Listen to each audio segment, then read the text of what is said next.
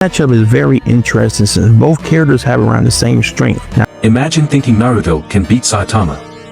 I don't know what mid-track is smoking, he seriously compared them in his recent video. I have a long, detailed scaling for Saitama, but for now, I'll mention just a small part. To scale Saitama, we need to understand OPM God. In chapter 136, it stated that OPM God's brain cells are structure diagrams of the universe. This isn't a metaphor. Psychos, who saw the ominous future and the end of everything, confirmed it. She knows about OPM God, and he scales far above the cosmology. I've already made a video explaining why OPM God is beyond cosmology, including the Heaven Afterlife multiverse based on MWI. Saying Naruto beats Saitama is pure brain rot. Saitama transcends space, time, and causality. By VSBW standards, that's at least 5D.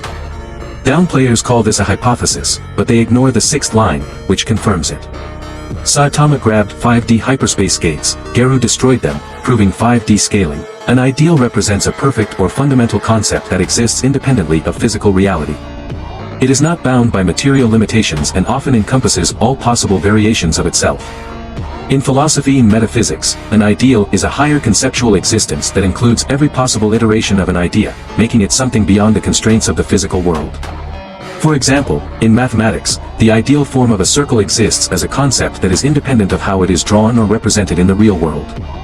No matter how many times a circle is drawn, it can never be a perfect representation of the ideal, which exists as a higher notion beyond physical imperfections. Phoenix Man's space involves mental projections, which means it is not a physical realm but an abstract, spiritual, or conceptual existence. The scan states that these bodies are mental projections we can't touch, meaning they exist in a non-physical dimension, similar to how an ideal exists beyond physical reality. Phoenix Man's space operates on ideal principles. It transcends physicality and includes every possible form of existence within that conceptual realm. Saitama interacting with and breaking such a space could imply that he can affect ideal-like constructs that surpass the material universe. This strengthens an argument for his power working on a level beyond conventional physical dimensions.